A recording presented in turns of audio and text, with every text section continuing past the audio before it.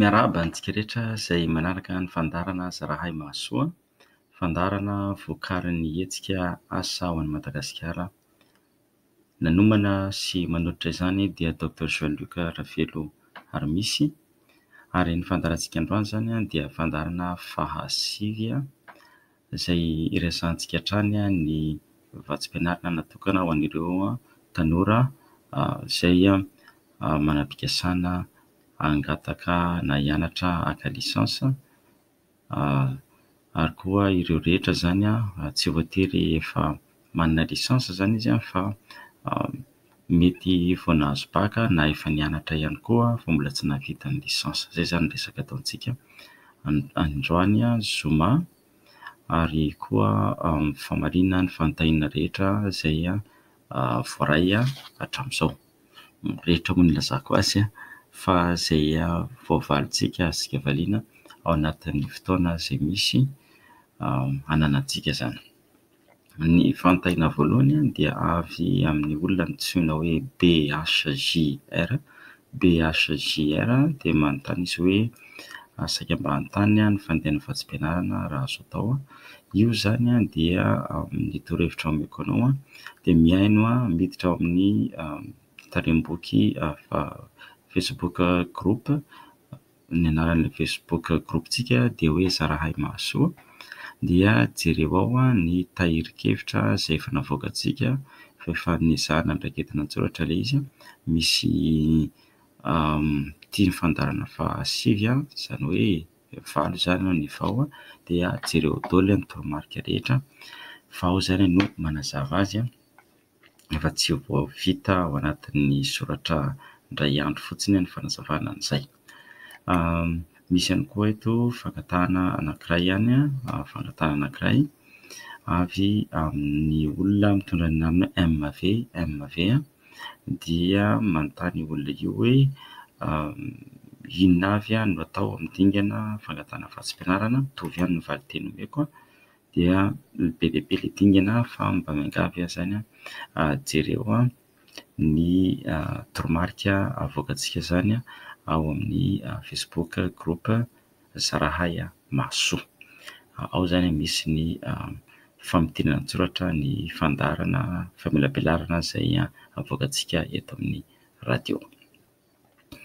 Ny fanontaniana manaraka indray dia avy amin'ny olona mitondra ny anarana hoe FA, izay olona izay izany dia milaza fa manao na Dr Jean-Luc voaray tsara daholo ilay tao amin'ny asety radio ireny ka sady mazava tsara daholo.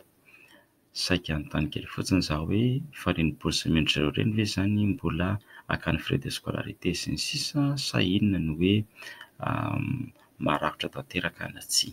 Ity fanontaniana ity izany dia miresaka momba ny karazana vatsim-pianarana misy. Misy izany ny vatsim-pianarana feno. Ny vatsim-pianarana feno izany dia voaloha avokoa ny zavatra rehetra na voantoka avokoa ny zavatra rehetra. Tafiditra anatin'izay izany ny saran-dalana ialana avy any amin'ny toerana misy ianao mandeha aty amin'ny toerana ianarana, ny fandahina rehetra eo amin'ny fianarana, saram-pianarana, ny toerana ipetrahana, ny fandahina momba ny fivelomana, ary avy eo ny kojakoja rehetra ilaina amin'ny fianarana dia averiny mody any amin'ny an-tanindrazana moa izany, mody any amin'ny toerana niaviana indray izany ianao avy eo rehefa vita ny fianarana. Izay ny feno. Fa ny ampahany indray kosa dia mety iray na roa amin'ireo ny tanisaiko ireo. Ka io izany miankina amin'ilay vatsim-pianarana omen'ilay olona, izy tompony no mamaritra na feno na tsy feno izany ny vatsim-pianarana azony omena anao. Ny fanontaniana manaraka indray be dia be ny mametraka azy ity fa tsy voatanisako eto ilay anarana fa be dia be mihitsy. Dia tsy inona izany fa ireo izay miteny hoe ianao moa izany tompoko manome vatsim-pianarana.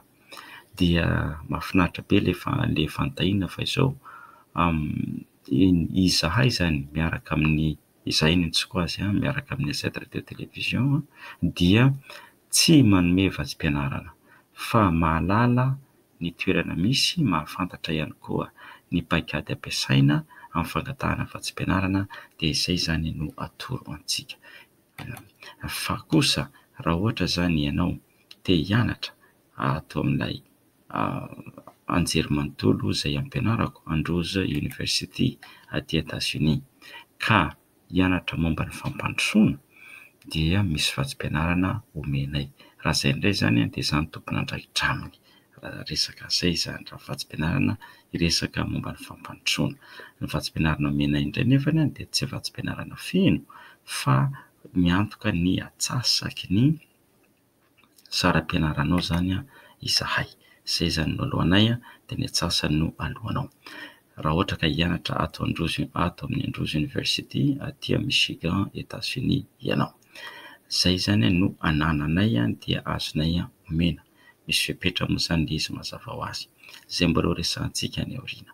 Fa ny fandarana izay vokarintsika zany eto amin'ity onjam-peo ity zany ilay resahana eto isan'andro dia iresahana fanoroana antsika ny toerana misy ny vatsim-pianarana dia fanoroana antsika koa ny paikady fangatahana vatsim-pianarana.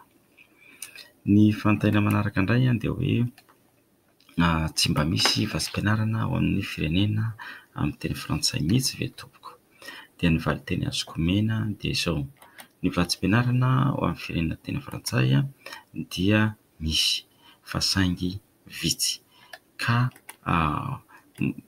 efa nisy fandarana ataontsika tany amin'ny volana jona momba an'izay fa nisy izay, fa mbola ho averina eto ilay izy fa tsy androany zany no iresantsika momba izay. Fa misy ny amin'ny teny frantsay fa vitsy. Izany hoe isy roa ihany ny ho atoroko anareo androany, isy roa ho an'ireo izay te hianatra any amin'ny firenena amin'ny teny frantsay androany, indrindra any Frantsa. Fa mbola anokanantsika fandarana manokana ny fandarana momba izay resaka teny frantsay izay. Azafady kely ary aloha fa hisaotra rano kely fa somary farina ny feo, mialatsiny indrindra. Sekondra vitsy monja fahalalao mba hisaotra rano kely, tena azafady indrindra.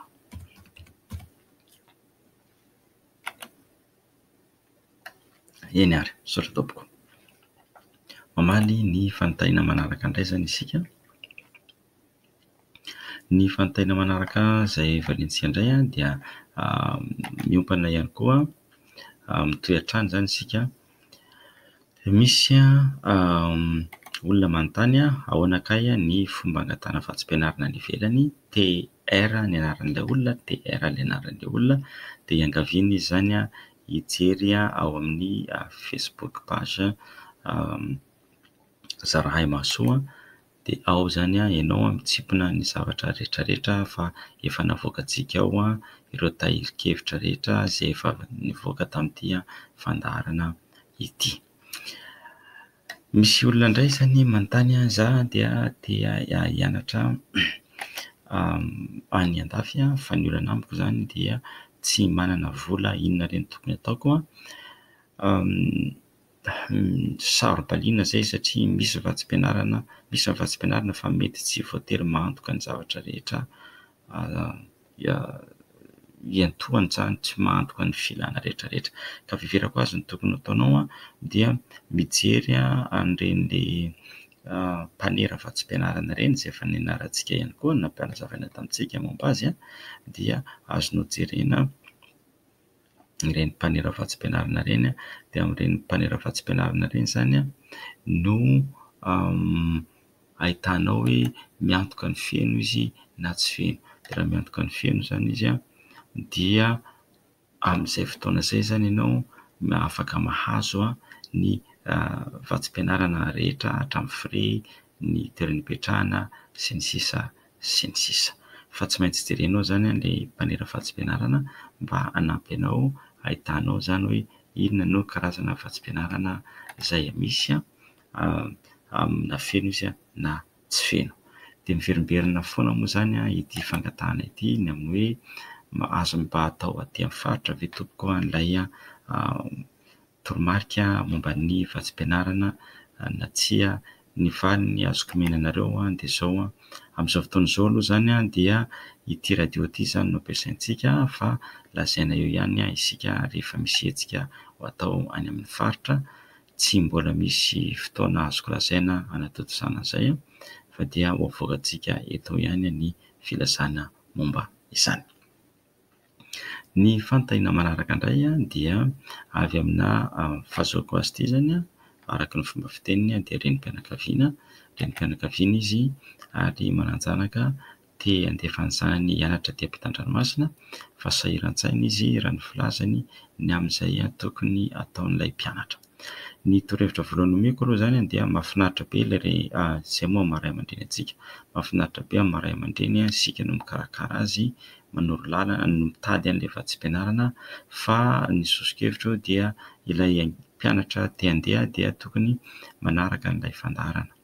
Izy zany tokony manaraka an'ilay fandarana, rehefa manaraka an'ilay fandarana izy dia izy no mila manaraka ny toromarika rehetra izay ampianareo ray aman-dreny. Izay ny voalohany, fa ny manahirana amin'izy mantsy dia ilay ray aman-dreny no manao ilay rehetrarehetra dia mivezivezy be amin'ny fametrahana fanontaniana dia sahirana izany isika mianakavy avy eo ny amin'ny zavatra tokony atao. Dia ny fahatelo jerenareo zany miankina hoe aiza zany izy no hianatra aiza zany izy, dia le hianatra izy zany firenena miteny inona no tiany hianarana. Dia izay ny fomba hitadiavana ilay vatsim-pianarana, dia inona ihany koa ny fianarana tiany atao, dia fanampan'izay dia inona ihany koa ny lalam-pihafanana zany ilay fianarana io dia taona inona ilay tiany hianarana, izany hoe ilay diplaoma azo na lisansy io na maîtrise io na doctorat. Izay rehetra izay mila fantarina avokoa rehefa mitady vatsim-pianarana isika, satria raha tsy fantatra izay rehetra izay dia sahirana be izany isika mitady hoe inona zany no tokony atao na toromarika omena an'ilay mpianatra. Izay zany izy amin'ny ankapobeny. Izay indray aloha zany ny fanontaniana androany. Ny ankapobeny moa zany dia manontany foana ny dingana, dia ny torohevitra rehetra omeko anareo dia mba jereo ao amin'ilay Facebook groupe-tsika Zarahy Mahasoa, fa ao zany misy ny toromarika momba ny dingana, fa misy fandarana 5 efa poste ao. Hiresaka indray ary zany tsika zao vatsim-pianarana ho an'ireo hanome lisitra indray zany vatsim-pianarana ho an'ireo tanora izay hanao hitady lisansa na haka lisansa. Anomboako zany dia vatsim-pianarana mianatra any Frantsa. Ny vatsim-pianarana mianatra any Frantsa zany indrindra fa ireo izay omen'ny fanjakana dia avoaka an'ilay antsoina hoe Campus France. Campus France teboka ORG ny anaran'ilay tranokala. Ao zany ianareo no miditra dia manao fangatahana, soratanareo daholo momba anareo rehetrarehetra, ao zany ianareo no mitady azy. Ny ataontsika zany izaho moa araka ny efa nolazaiko tamin'ny fandarana teo aloha dia tsy nianatra tany Frantsa ako. Dia izaho zany tsy dia havanana loatra amin'ny resaka fitadiavana vatsim-pianarana makany Frantsa. Io no anaovako antsy foana ho anareo izay nianatra tany Frantsa, dia mba hiangaviako hizara hanome torohevitra ny amin'izay tokony atao sy ny lalana momba an'izany, mba hanampiana ny tanora namantsika. Fanazanana izany anefa dia misy torohevitra ihany azoko mena, satria mahafantatra olona nianatra tany, mahafantatra olona izay nanaraka n'itony fandaharantsika itony, nanaraka fanofanana ny karakaraina tany aloha, izay nahazo vatsim-pianarana nakany Frantsa. Dia araka ny resaka nataon'izy ireo zany dia fanambarana izay nataon'izy ireo dia azo atao tsara ny mahita vatsim-pianarana ho any Frantsa, fa mila miditra amin'ilay Campus France zany isika, dia ao isika manome ny zavatra rehetra tsara ho fantatra momba antsika, dia ao zany no ahitantsika zany ny lisitry ny vatsim-pianarana. Ka omeko anareo ho jerenareo ilay izy ao amin'ilay page groupe-tsika zany Facebook, dia ao amin'ilay hoe Zarahy Mahasoa misy 2 omeko anareo izay manome lisitry ny vatsim-pianarana rehetra misy raha ohatra ka hianatra ao amin'ilay hianatra any Frantsa zany isika, dia ampiasaintsika zany hoe Campus France hitadiavana an'ilay vatsim-pianarana. Eto zany ohatra zao dia miditra amin'ilay Campus France ako, soratako ho alefako iaho an'ilay 2 ho hitanareo ilay izy ao amin'ny Facebook groupe-tsika. Dia miditra aho zany amin'ilay hoe Campus Bourse teboka Campus France, teboka ORG. Campus bourse avec E zany a, misy E le bourse, dia teboka Campus France, teboka ORG. Dia mitady eto zany a, ery amin'ny sisiny ankavia ery misy hoe type de bourse, dia ataoko ao hoe bourse d'études. Dia misy karazany efatra izy ato: bourse d'études, bourse de recherche, bourse de stage, bourse de voyage. Dia ho ataoko zany aloha bourse d'études. Dia misy hoe niveau d'études, licence, master, doctorat, post-doctorat. Dia tsindriako zany le hoe licence. Dia ny domaine d'études zany navelako malalaka eo satria be dia be zany za zany tsy dia misy hoe domaine inona satria fandarana ny karakaraiko. Dia jereko daholo zany navokako daholo zany tsindriko le domaine amin'izay malalaka ny safidy. Dia avy eo amin'izay lazainy hoe nationalité, dia tsindriko le hoe Afrique. Dia avy eo ao anatin'io misy lisitra ao ambany eo dia tsindriko le hoe Madagasikara. Satria mazava ho azy avy any Madagasikara zany ny tenako. Dia eto zany ny lisitra nomeny eto licence io zany bourse d'études tsy misy safidiny amin'ny karazana lalam-piofanana fa nataoko bourse d'études. Dia lazainy eto fa misy 820 ny bourse misy ato. Dia ireo 820 ireo zany zao dia misy bourse feno, dia misy bourse ampahany. Dia hanome ohatra anareo zao ilay niresahantsika tamin'ny fandarana omaly, bourse d'études de l'association Shinaga, l'initiative de Shinaga pour l'Afrique. Ilay niresahantsika omaly zao dia tafiditra ao anatin'ilay lisitra eo. Eto zany zao lazainy eto fa misy bourse d'études en théologie. Dia io ny ministère frantsay mikarakara ny raharaham-bahiny no manolotra an'io. Dia misy koa ilay bourse Erasmus de l'Union européenne. Misy ihany koa hoe bourse sur critères sociaux du ministère de l'enseignement supérieur et de la recherche en France. Ireo zany lisitra teny ataonao zany dia tsindrinao ery amin'ny ankavanana, dia mipoitra zany andreo ny antsipiriany amin'ireo fanazavana amin'ireo lisitra ireo. Dia zao ary nataontsika mianga avy amin'io zany isika. Dia misy an'ity anankiray ity zany zao nitsindriko. Dia tsy inona izay tsindriko zany ilay flèche eo zany le tondro eo zany tsindrina. Dia lazainy ato misy vatsim-pianarana avy amin'ny Fondation Francis Bouygues. Fondation Francis Bouygues. Io Fondation Francis Bouygues io zany dia manome vatsim-pianarana ho an'ireo izay sahirana, tsy manana vola zany sahirana eo amin'ny lafiny ara-bola. Dia vatsim-pianarana ho an'ny olona ozy lazainy eto ho an'ny olona izay tsy mandray mihoatra ny 2,000 euro isan-taona. Dia izay 2,000 euro isan-taona izay zany ampitomboantsika firy izao 204,000 ny ariary, ny euro anankiray zany 204,000 ny euro iray. Dia izay 2,000 euro izay zany rehefa avadika dia manome 420 tapitrisa ariary. 420 tapitrisa ariary zany hoe ny olona zany izay mandray latsaky nio 420 tapitrisa ariary eo isan-taona dia afaka mangataka n'ity vatsim-pianarana ity. Dia misokatra ny fotoana fametrahana fangatahana ny voalohan'ny volana Mai hatramin'ny faraika amin'ny 30 volana Mai. Voalohan'ny volana Mai hatramin'ny faraika amin'ny 30 volana Mai amin'ny taona ho avy zany. Fa zao zany izy dia efa azonao jerena ny antsipirian'ny zavatra ilaina raha momba n'ity vatsim-pianarana ity. Dia jereko ihany koa zao hitako amin'ity ilay lisitra Campus France ity misy an'ity ilay vatsim-pianarana anankiray izay atolotry ny orinasa frantsay avy amin'ilay antsoina hoe orinasa Trendim. Io indray zany dia bourse d'études aussi, bourse d'études Trendim. Dia ampahany no omeny satria 2,000 euro no vola omeny amin'izay.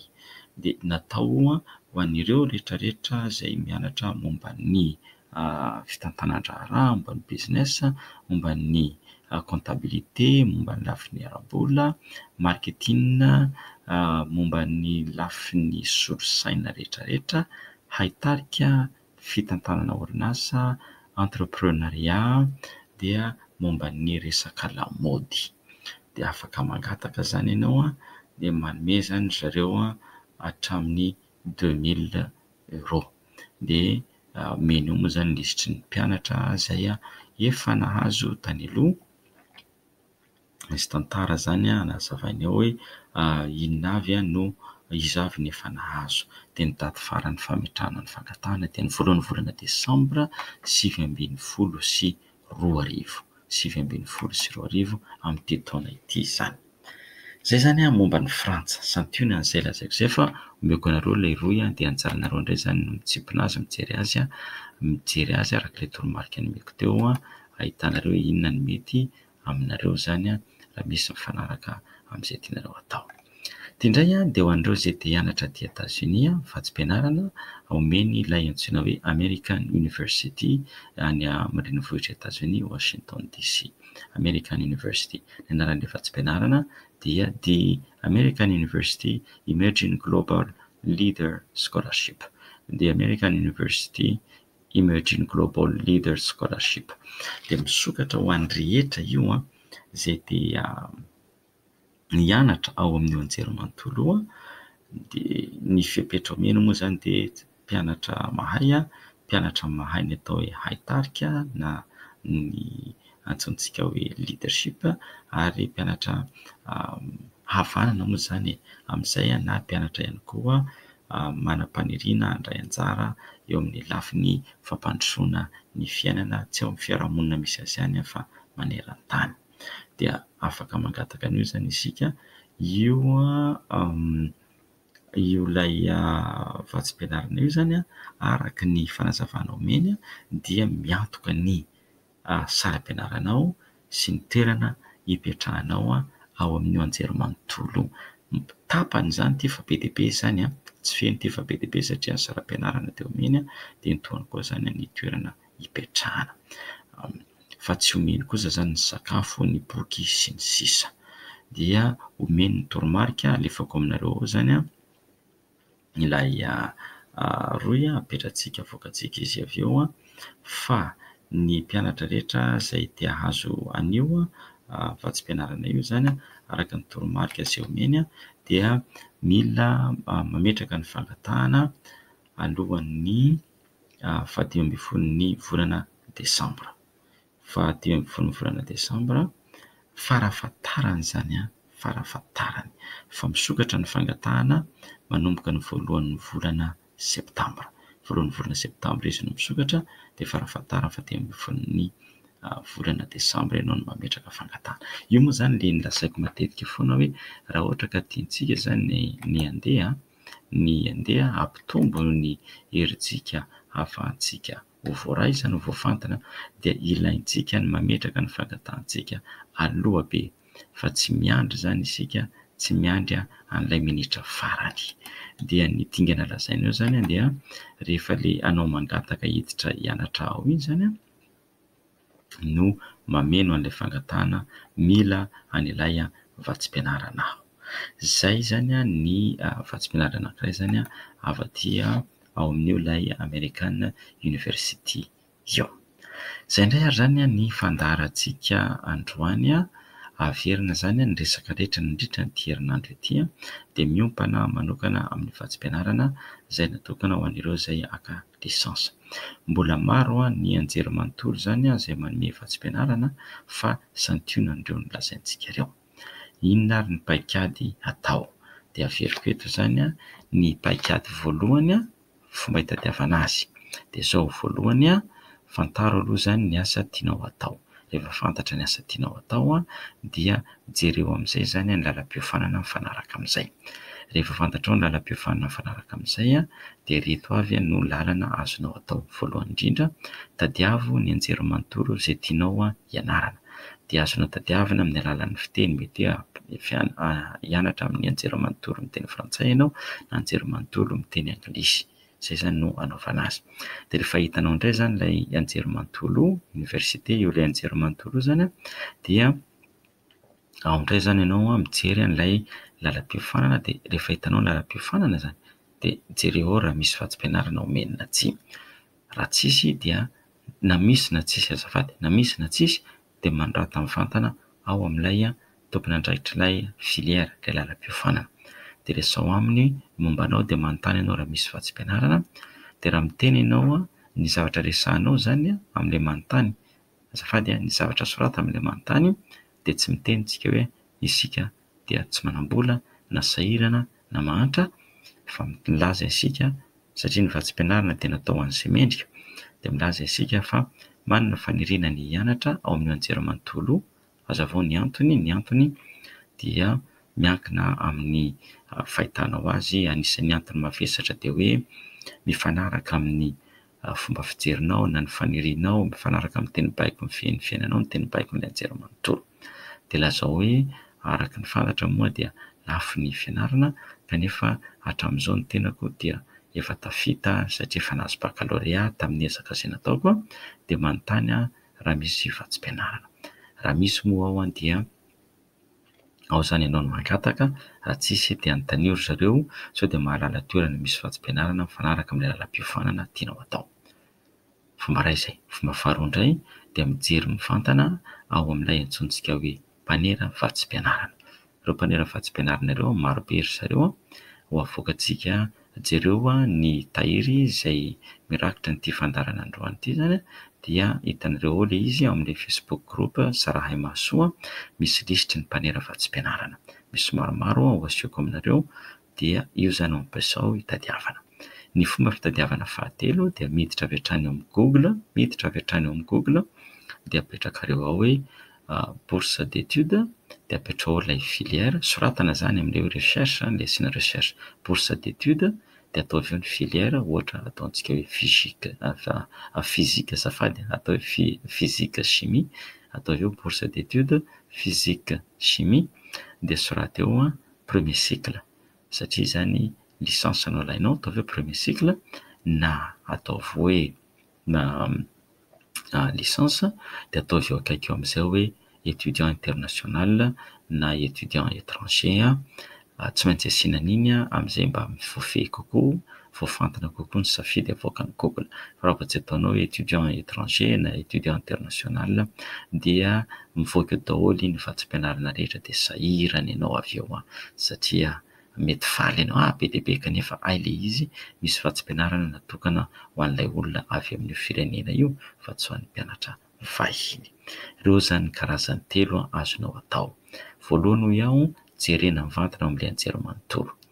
Ny faharoa mijery amin'ny alalan'ilay mpanera. Ny lisitra omeko antsika any amin'ilay tahiry soratra. De ny fahatelo manao mitady mivantana avy eo amin'ny Google, toa de soratanao ao ilay filièranao de lazainao hoe étudiant étranger na international. Dia izay mivoaka lisitra mivoaka eo iny indray no tsindrinao tsirairay de vakianao. Raha misy mifanaraka amin'ny profilanao zany mombamomba anao dia zay no anaovanao mifangatahana. Zay ary ny fandarana androany fa dia makasitraka sy makatelina antsika rehetra. Ny fomba fifandraisana moa zany dia amin'ny Facebook page sy na Facebook group Zarahay Mahasoa. Makasitraka an'ireo rehetra izay manoratra sy maneho fankasitrahana ny fandarana. Mirary ny soa ho antsika rehetra. Amin'ny herinandro indray isika no manao fandarana. Amin'ny herinandro zany no ataontsika amin'ny fandarana amin'ny alatsinainy. Fandarana amin'ny alatsinainy dia iresantsika ny momba ny fianarana ampitahin-davitra. Fianarana ampitahin-davitra na les cours par correspondance. Izay no ataontsika amin'ny alatsinainy ho avy izao. Makasitraka sy makatelina tompoko ny amin'ny faharetana, misaotra amin'ny fanarahana fandarana, misaotra ho an'ny Z Radio Télévision amin'ny fanolorana izany. Ny namolavola ny fandarana dia ny hetsika asaon'i Madagasikara ary ny nanolotra sy nanatotosa dia Dr Joelio Karaveloarmisia. Makasitraka sy makatelina ny teknisiana mampita ny feo. Mirary ny soa indrindra ho antsika rehetra.